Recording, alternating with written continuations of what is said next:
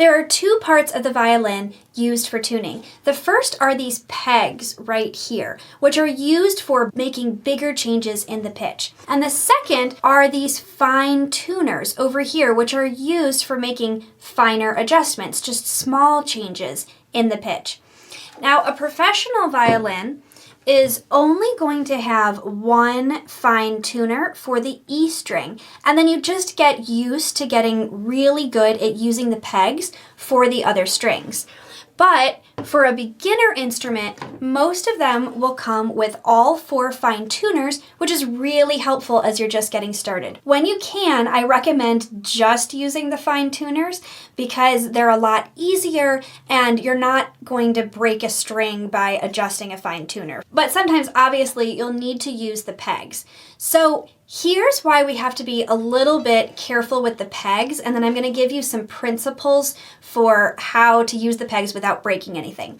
The reason why we have to be a bit careful is because the pegs kind of stick over time, so if you're not careful and you just kind of crank the peg to make it go up, sometimes you can end up going too far and actually breaking a string if you're not quite sure what you're doing. I actually just had not one but two beginner students break strings in the last few weeks because they were trying to use the pegs and it was a bit tricky. The other thing that can happen is that your pegs will just become loose. This is called the peg box, and so the pegs have to be sticking into the peg box, but they can become loose and then they might just kind of roll their way down and you'll end up with a string that's very loose and very out of tune. The third thing that can happen is you have to make sure that your bridge is always standing straight up and down and that it's not leaning over. So sometimes when you're tuning and you're making the strings tighter and tighter, it can actually pull the bridge forward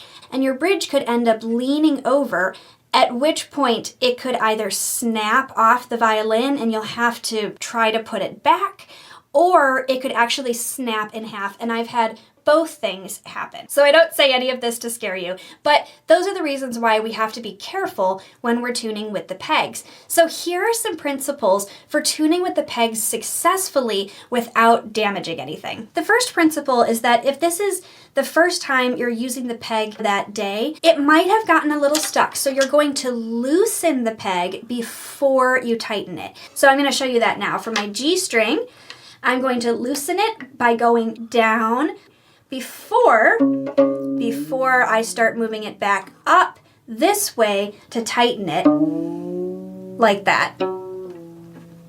Now, you might have noticed that as I went up, did you hear that? It went all the way down. So this brings me to the second principle, which is that as you tune your violin up, you often need to put a little bit of pressure toward the midpoint of the center of that peg box to make sure that the peg is actually sticking in the peg box and not coming loose. So, and this one actually still came loose, so I have to press a little bit harder.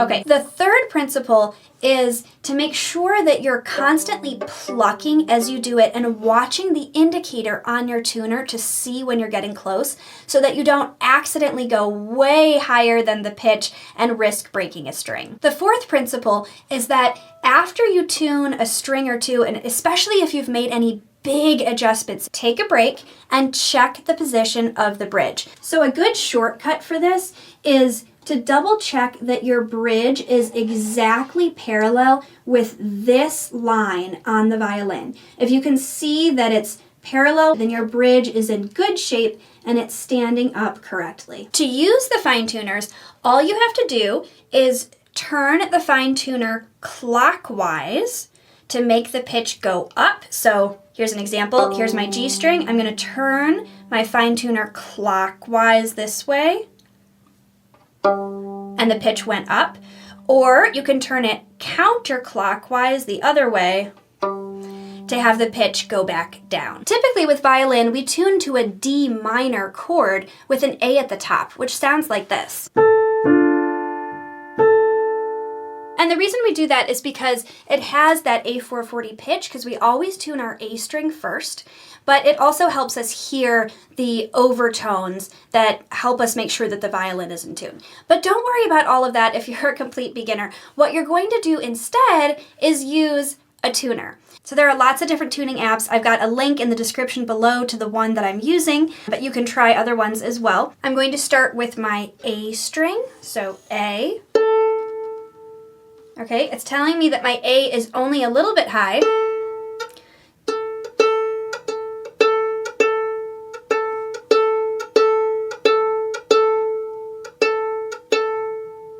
And you can see that that indicator is turning green, so it's in tune now.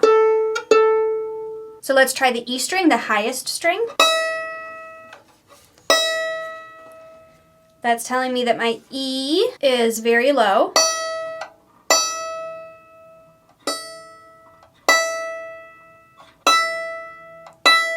And now the D string.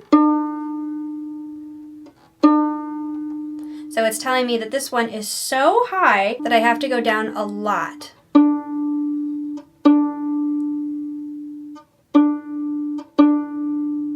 So now I've got my G string, which is really out of tune. In fact, it's so out of tune that when I play it, it doesn't even register that I'm trying to play a G. So this is where we have to know that music starts with A and it goes A, B, C, D, E, F, G, and then starts over again. So this is where we are going to have to go up in pitch quite a bit to go E, F, G. For this, we're going to need to use the pegs. So I'm going to turn the peg first down to loosen it, and then start turning it up, testing the pitch along the way.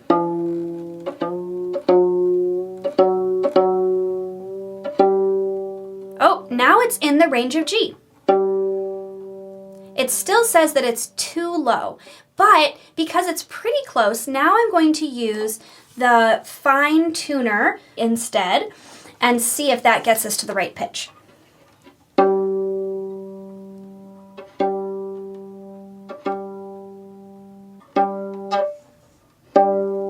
Okay, and there we go. So now we have a violin that's in tune. You always want to check it again, so let's do that.